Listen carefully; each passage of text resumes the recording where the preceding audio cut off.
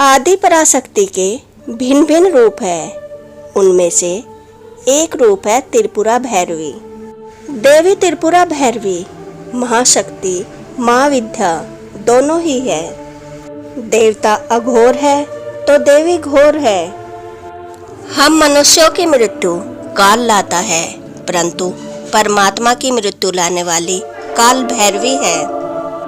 देवी सबसे परे है। सभी देवी देवता देवी के आगे नमन करते हैं। आज हम यह कथा जानेंगे, जब एक ऋषि देवी की तलाश में निकल पड़ा तब क्या हुआ।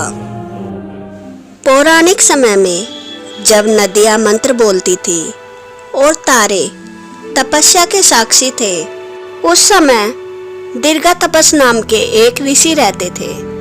उनका तप त्याग इतना महान था कि हवाएं भी उनके सामने झुकती थी। मैंने सूर्य के पीछे छिपा सूर्य देख लिया और अपने पीछे छिपा स्वयं देख लिया। कोई भी इस संसार को इतने अच्छे से नहीं समझता जितना मैं समझता हूँ। फिर भी मुझे लगता है मैंने कुछ भी नहीं देखा।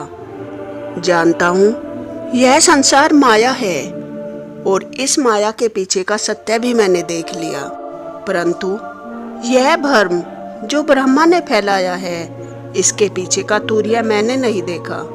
मैं देखना चाहता हूँ हमारे देवता रहते कहाँ हैं, उनका रहने का स्थान कैसा है।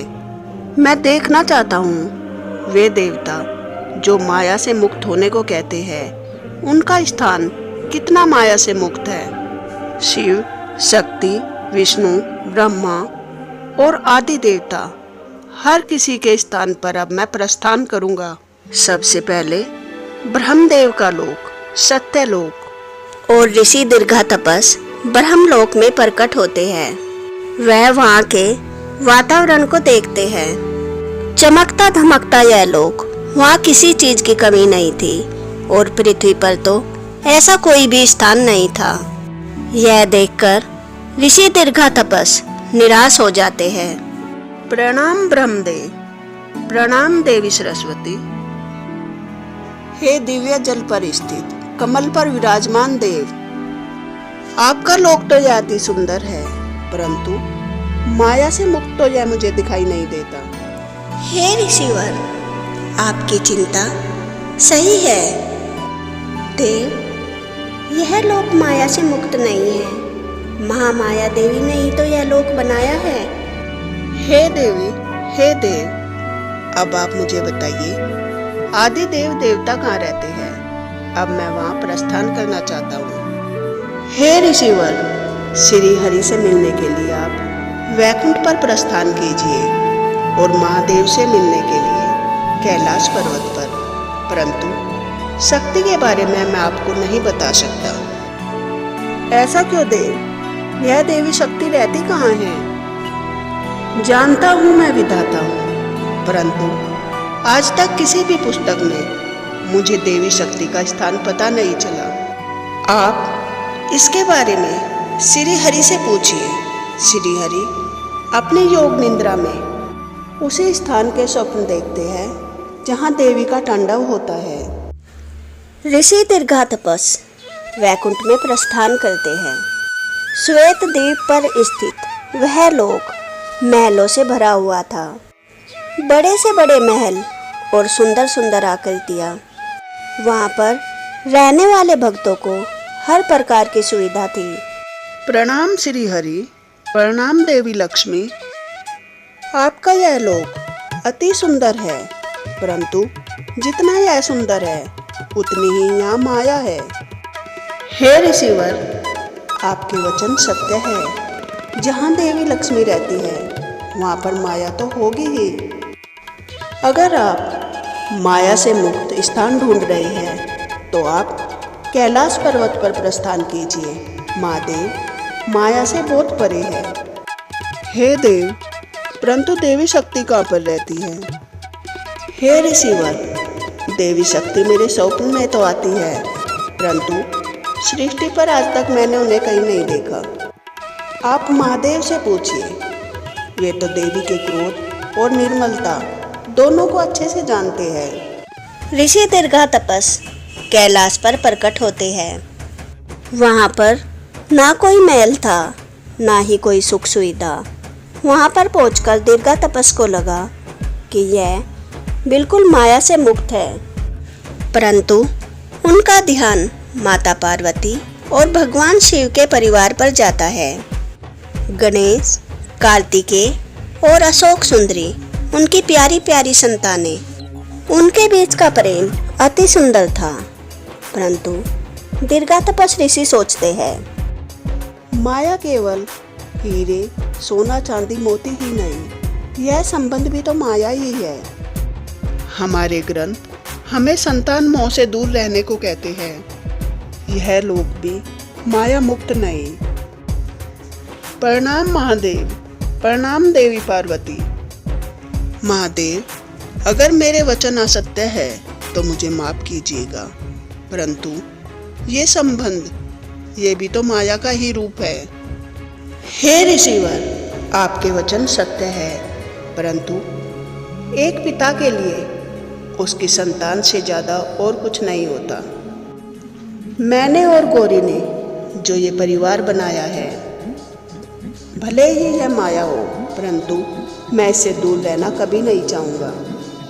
और मेरी अर्धांगिनी गौरी ही तो महामाया है, और इसने ही मुझे माया का महत्व समझाया है। हे देव, माया से मुक्त लोक की तलाश मेरी चलती रहेगी। अब आप कृपा करके मुझे बताइए, देवी शक्ति कहाँ रहती है? देवी शक्ति वो तीनों लोकों में वास करती है, परंतु वे त्रिपुरा से परे है। उनका स्थान निश्चित नहीं, वे कभी उधर कभी इधर रहती है। आप भवसागर के पार चले जाइए, परंतु देवी का पार नहीं पाएगा। हे देव, ऐसी दिव्य शक्ति ही कैसी जो मिले ही ना कहीं? वह शक्ति नहीं, वह तो भ्रम है। हे ऋषिवर, आप मणिद्वीप पर प्रस्थान कीजिए, वही है देवियों का लोक। दीर्घा तपस ऋषि मणिद्वीप पर प्रकट होते हैं। वहां पर पहुंचते ही शक्ति के भिन्न भिन्न रूप हर जगह थे। चिंतामणि ग्रह पर पहुंचते ही उन्हें वहां देवी महामाया दिखाई देती है। हे देवी शक्ति, आपको कोटि कोटि प्रणाम। माया मुक्त लोक ढूंढता ढूंढता मैं यहाँ पर पहुँचा, परंतु मुझे तो यहाँ स्वयं महामाया मिल गई। हे देवी, यह तो अति निराश करने वाली घटना है। हे ऋषिवर, आप निराश मत होइए, क्योंकि आपको जिनकी तलाश है वह अभी आपको नहीं मिली है। आपको माया से मुक्ति की तलाश है, परंतु वह देवी अब तक आपकी दृष्टि के समक्ष नहीं आई है। आप अपनी तलाश जारी रखिए। ऋषि दीर्घा तपस एक लोक से दूसरे लोक जाते हैं। हर लोक के ऊपर गोलोक तक पहुंच जाते हैं। वह राधा कृष्ण, रुक्मणी, सत्यभामा सबसे भेंट करते हैं, परंतु शक्ति का स्थान किसी को ज्ञात नहीं था। ऋषि दीर्घा तपस अत्यधिक क्रोधित हो जाते हैं और वह अपनी कुटिया वापस चले जाते हैं। ऐसी देवी ही कैसी जो कहीं रहती ही नहीं? मुझे तो लगता ही नहीं ऐसी कोई शक्ति भी होती है। मुझे विश्वास नहीं होता हम मनुष्य ऐसी शक्ति की पूजा करते हैं जो शक्ति है ही नहीं। कल सुबह सबसे पहले मैं इस शक्ति की पूजा रुकवाऊंगा। और क्रोधावस्था में ही ऋषि निद्रावस्था में चले जाते हैं। उनके स्वप्न में एक अग्नि आती है। वह अग्नि बहुत तेज तेज दहक रही थी। उस अग्नि के पीछे उन्हें एक और अग्नि दिखाई देती है। अग्नि के पीछे अग्नि, जिसका तेज और भी ज्यादा दीर्घ था। अग्नि के पीछे अग्नि, यह क्या है? और उस अग्नि में उन्हें 3 नेत्र दिखाई देते हैं और उनके समक्ष 5 कपाल आते हैं। यह किसके कपाल है? जो मेरे समक्ष आ गए। और तभी एक भयानक आवाज बोलती है, परमात्मा, यह परमात्मा के कपाल है। हे भगवान, ये कैसा दृश्य है? परमात्मा के कपाल? कौन हो तुम? मुझे ऐसे दृश्य दिखा रही हो, हमारे परमात्मा को मृत दिखा रही हो। क्यों, तुम्हें माया से मुक्ति नहीं चाहिए थी? यही है माया से मुक्ति, मृत्यु। परमात्मा की भी मृत्यु आती है, क्योंकि मैं लाती हूँ उसे। मृत्यु से बड़ी माया से मुक्ति हो ही नहीं सकती। कौन हो तुम? मेरे स्वप्न में क्या कर रही हो? कोई बुरी शक्ति हो? मैं वही शक्ति हूँ जिसकी तुम्हें तलाश थी। तुम मुझे तीनों लोकों में ढूंढ रहे थे, परंतु मैं तो राख में वास करती थी। वही राख जो मृत्यु की अग्नि में माया के जलने के बाद बचती है। तुम मुझे अलग अलग दिव्य लोकों में ढूंढ रहे थे, परंतु जिस शक्ति से तुम एक जगह से दूसरी जगह जा रहे थे, उस शक्ति में मैं थी। तुम्हारे अंदर दहकने वाली जो अग्नि है, जिससे तुम अपनी मांसपेशियों को हिलाते हो, वही तो हूँ मैं। अपने स्थान से जितनी दूर तुम जा सकते हो, तुम दूर से दूर जाकर मुझे ढूंढ रहे थे, परंतु ऐ मूर्ख, मैं तेरे हृदय में थी। हे देवी, प्रकट हो, मुझे दर्शन दे देवी। और उन 5 कपाल के ऊपर देवी त्रिपुरा भैरवी प्रकट होती है। ले, आ गई तेरे समक्ष में। क्यों तलाश थी मेरी? हे देवी, मुझे माया से मुक्ति की तलाश थी, परंतु मुझे तो उससे भी ज्यादा परे कुछ मिल गया। मैं हूँ त्रिपुरा भैरवी। भैरवी के अंदर 3 हिस्से हैं, भा, रा और वी। भा यानी भर नाम, यानी जिसने सृष्टि को बनाया है। रा यानी राम नाम, जो सृष्टि का चालन पालन करता है। वा यानी वाव नाम, जो सृष्टि का अंत करता है। और ये तीनों और कोई नहीं, मैं ही हूँ। तेरे अंदर की कुंडलिनी शक्ति मैं ही हूँ। ओम के अंत में आने वाला तूर्या मैं ही हूँ। परमात्मा की मृत्यु के बाद जो बच रहा है, वो भी मैं ही हूँ।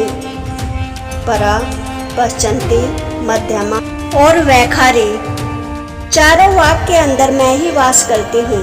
मोक्ष देने वाली शक्ति, मोक्षदायिनी भी मैं ही हूँ।